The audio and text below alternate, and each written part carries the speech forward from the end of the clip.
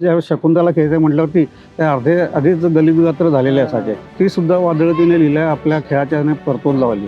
त्याचे सर्वस्व विषय वासुकाका भिडे, त्यानंतर चंद्रकांत केळकर, फिदाबाई कुरेशी या लोकांच्याकडे जाईल आणि त्याच्यानंतर तिने कबड्डी आणि खो खो खेळाची मार्गदर्शिका म्हणून तिने काम करायला सुरुवात केली. कबड्डीमध्ये राजकारण एक तर खूप मोठ्या प्रमाणावरती आहे, परंतु हा पुरस्कार तिची खेळाची कारकीर्द बघता खूप आधी तिला मिळाला पाहिजे होता. तिने चंद्रकांत केळकरांना सांगितलं की तुम्ही एक अचूक हिरा निवडलेला आहे आणि पुढे जाऊन ती कबड्डी खेळामध्ये खूप मोठं विश्व निर्माण करणार. असं अर्जुन पुरस्कार मिळवणारी सुद्धा ही भारतातली पहिली महिला खेळाडू ठरली आणि आज जीवनगौरव शिवछत्रपती जीवनगौरव पुरस्कार मिळवून सुद्धा शकुंतला ही पहिली महिला खेळाडू आहे. नमस्कार, मी विश्वजित. न्यूज अनकटमध्ये आपलं स्वागत. नुकतंच राज्य सरकारकडून शिवछत्रपती क्रीडा पुरस्कारांची घोषणा करण्यात आली आणि यंदाचा जीवनगौरव पुरस्कार ज्येष्ठ कबड्डी खेळाडू शकुंतला खटावकर यांना जाहीर झाला. आज आपण एका अशा ठिकाणी आहोत, अशा मातीत आहोत की ज्या मातीतून शकुंतला खटावकर यांची कबड्डीची कारकीर्द सुरू झाली आणि याच पार्श्वभूमीवर आज आपल्यासोबत चर्चा करण्यासाठी आहेत शकुंतला खटावकर यांचा अगदी सुरुवातीपासून ते आजपर्यंतचा खेळ बघितलेले प्रशिक्षक प्राध्यापक माननीय श्री शैलेश आपटे सर. नमस्कार सर, न्यूज अनकटमध्ये नमस्कार. आपलं स्वागत. नमस्कार.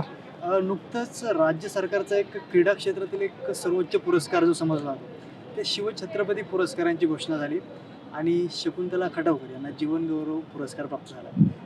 आपल्याला माहिती की ज्या मातीत शकुंतला खटावकर यांची कारकीर्द सुरू झाली तर तुम्ही त्यांचा खेळ सुरुवातीपासून अगदी पाहिला, तर तुमच्या काय भावना आहे त्यांना हा जेव्हा पुरस्कार जाहीर झाला तेव्हा? पुरस्कार जाहीर खरोखर आनंदच आहे, परंतु हा पुरस्कार तिची खेळाची कारकीर्द बघता खूप आधी तिला मिळाला पाहिजे होता. परंतु उशिरा का होईना परंतु तिला मिळाला, त्याच्याबद्दल आम्हाला आनंद आहे. आणि मी क्रीडा भारतीचा गेले 15 वर्ष महानगराचा अध्यक्ष म्हणून काम करतो आहे.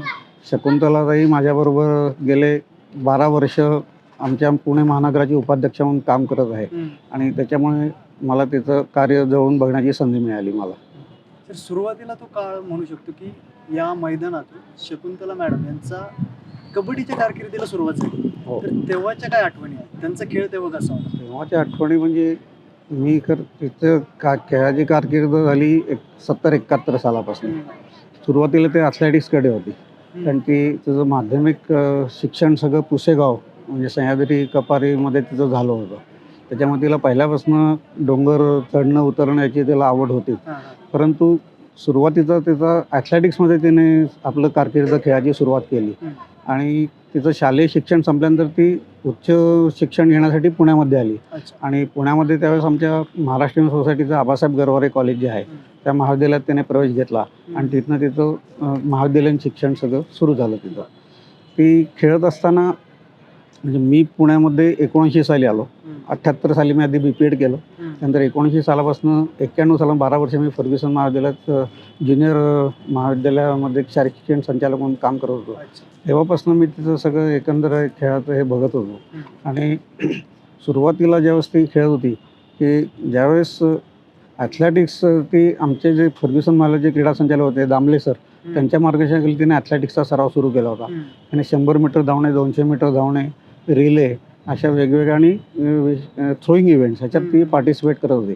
परंतु अचानक दामले सरांचं निधन झाल्यानंतर तिची ॲथलेटिक्समधली कारकीर्द संपली.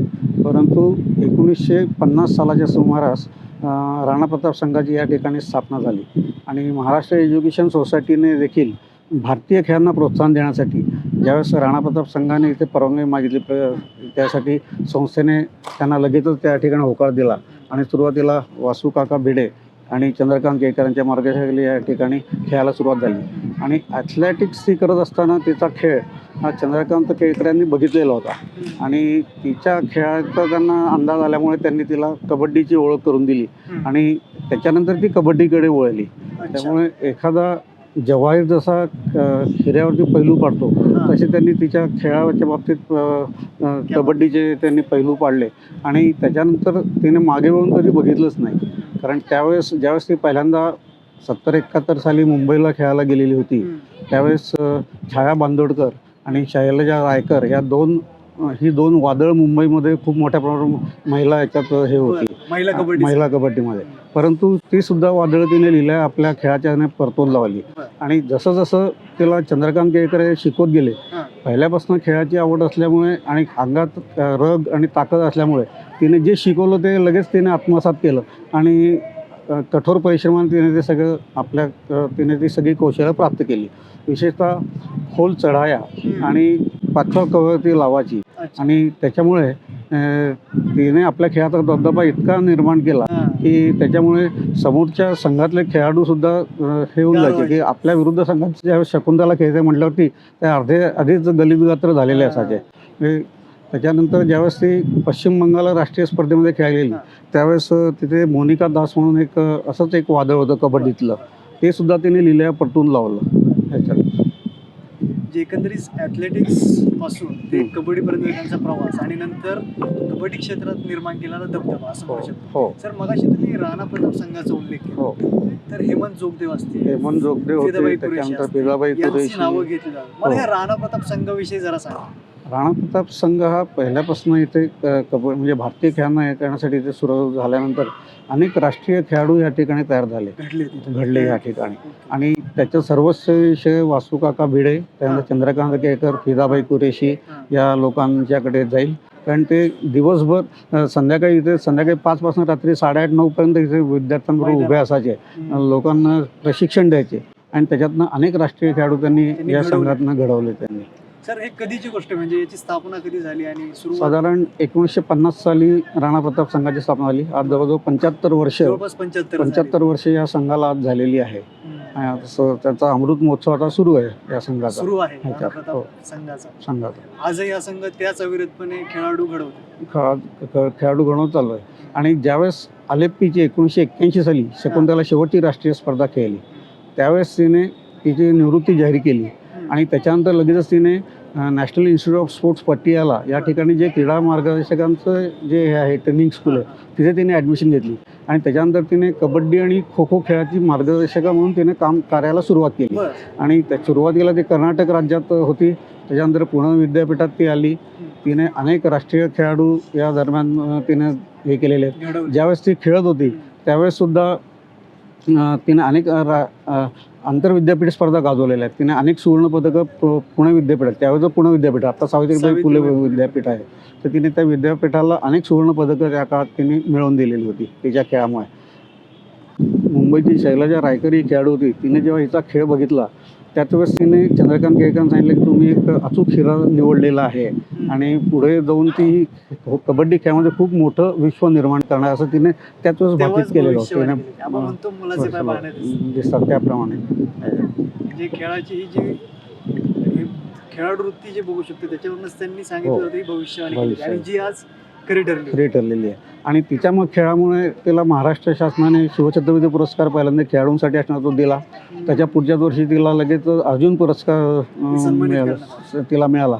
आज महाराष्ट्र युवन सोसायटीमध्ये अर्जुन पुरस्कार मिळणारे सर्वात जास्त खेळाडू आहेत. एकूण 3 खेळाडू खो खोमधले आहेत आणि 2 खेळाडू हे कबड्डीमधले आहेत. कबड्डीमधले शकुंतला खटाकर आणि शांताराम जाधव सुद्धा आमच्या आबासाहेब गरवारे महाविद्यालयाचा विद्यार्थी. त्याचप्रमाणे हेमंत टाकळकर, त्याच्यानंतर शेखर धारवाडकर आणि सुरेखा दळवी या 3 खेळाडूंना खो खोतलं अर्जुन पुरस्कार प्राप्त झालेला होता. सर क्रीडा महर्षी म्हणून ज्यांची ओळख आहे की शंकरराव साळवे, हो, यांच्यानंतर कबड्डीला मिळालेला हा पहिलाच जीवन गौरव आपण म्हणू शकतो. हो बरोबर. म्हणजे एवढ्या वर्षांचा अवधी लागला की कबड्डी खेळाविषयी काय म्हणजे कुठं कमी भासते, काय उणीवा आहे ते काय? उणीवाबाबत एक कबड्डीमध्ये राजकारण एक तर खूप मोठ्या प्रमाणात आहे. परंतु ज्यावेळेस शकुंतलाला सुद्धा ज्यावेळेस अर्जुन पुरस्कार प्राप्त झाला त्याच्यानंतर तिने कधी मागे वळून बघितलं नाही. तिने तिचं खेळाची कारकीर्द संपल्यानंतर तिने कोचिंगचं काम सुरू केलं. तिने अनेक महिला खेळाडू घडवल्या. इव्हन ती ज्यावेळेस महाराष्ट्र पुणे जिल्हा कबड्डी संघटनेची उपाध्यक्ष झाली तर ती महाराष्ट्र कबड्डी संघटनेची उपाध्यक्ष झाली. तिने महिलांसाठी तिथे खूप मोठ्या प्रमाणात ते काम केलेलं आहे आणि आज महिलांना जे मोठ्या प्रमाणात तिथे जे हे दिसतं आहे ते तिच्या कार्याचं प्रतीक म्हणून तिथे महिलांना मोठ्या प्रमाणात हा संधी मिळतो. अर्जुन पुरस्कार मिळवणारी सुद्धा ती भारतातली पहिली महिला खेळाडू ठरली. आणि आज जीवनगौरव शिवछत्रपती जीवनगौरव पुरस्कार मिळवणं सुद्धा शकुंतला ही पहिली महिला खेळाडू आहे. हा नक्कीच आपल्यासाठी एक अभिमानाची बाब म्हणू शकतो आपण. नक्की, निश्चितच. तर तुम्ही आजही मी पाहतोय की तुम्ही ग्राउंडवर आहात, खेळाडूंसोबत तुम्ही संवाद साधत आहात, आजही तुम्ही जातीने लक्ष देत आहात. त्या काळचा कबड्डी आणि आजची कबड्डी याच्यात तुम्हाला काय फरक जाणवतो आणि याविषयी काय बदल झालेत? पूर्वीच्या काळी कबड्डी हा खूप संथ गेम होता. त्याच्यानंतर जे नियमांमध्ये बदल झाले, विशेषतः क्रॉस पार्टी होते, नंतर आता बोनस लाईन आली. बोनस लाईन आल्यानंतर कबड्डीमध्ये खूप मोठ्या प्रमाणात बदल घडून आले. कारण तिसऱ्या चढाईमध्ये तुम्हाला एक तरी गुण मिळवाच लागत होता.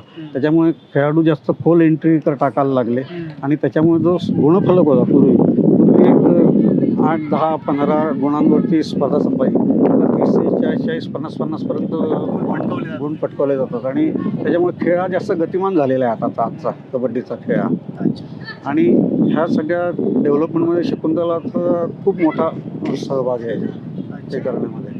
आणि तिने अनेक महिला खेळाडूंसाठी तिने नवीन दालनं तिथे उपस्थित केली. खेळाडूंचा प्रवेश तिथे कसा होईल त्यांच्यासाठी ती तिथे भांडत राहिली. नाही तर महिलांना कबड्डी संघटनेत पूर्वी कुठे फारसं स्थानच नव्हतं. परंतु तिने एक आपल्या खेळाच्या दबदबामुळे तिथे सुद्धा तिने तिचं स्थान निर्माण केलेलं आहे. खेळाडूंच्या हक्कांसाठी ते नेहमी लढत आहे. खूप लढत आलेली आणि अजूनही लढते ती. आणि पुढच्या काळात सुद्धा तिची अपेक्षा आहे की 100 वर्षापर्यंत ती जगून कबड्डी खेळासाठी अजून आंतरराष्ट्रीय स्तरावरती आता गेलेलाच आहे कबड्डी, पण तो अजून तो ऑलिम्पिकमध्ये कसा जाईल अशा दृष्टीने तिचे प्रयत्न चालू आहेत तिचे.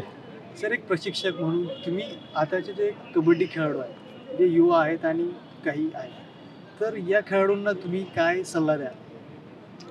खेळाडूंनी कुठल्याही पदकांची अपेक्षा न ठेवता नियमितपणे सचोटीने आपला सराव करावा. पदकं ते नंतर पाठीमागनं येत राहतात. तुम्ही जसं तुमच्या खेळात सुधारणा करत जाल तसं त्या पद्धतीने तुम्हाला पदकं मिळत जातील. पदकाची आशा ठेवून कोणी खेळू नये, परंतु निस्वार्थी पद्धतीने जर केलं, त्यांनी कष्ट घेतले तर त्यांना. आणि आता प्रो कबड्डी झाल्यामुळे तर आणखीन आता कबड्डीला जास्त संधी उपलब्ध झालेली आहे, व्यासपीठ मिळालेलं आहे, खेळाडूंना नोकऱ्या उपलब्ध झालेल्या आहेत. सर, खरंच आपले मनपूर्वक आभार. आपण आलात, आपण वेळ दिली आणि आमच्या प्रेक्षकांना अनमोल अशी माहिती सांगितली, त्याबद्दल न्यूज अनकटकडनं आपले मनपूर्वक असे आभार. धन्यवाद. तुम्ही मला संधी दिली, या ठिकाणी बोलण्याचे संधी उपलब्ध केल्याबद्दल तुमचे मी आभार व्यक्त करतो.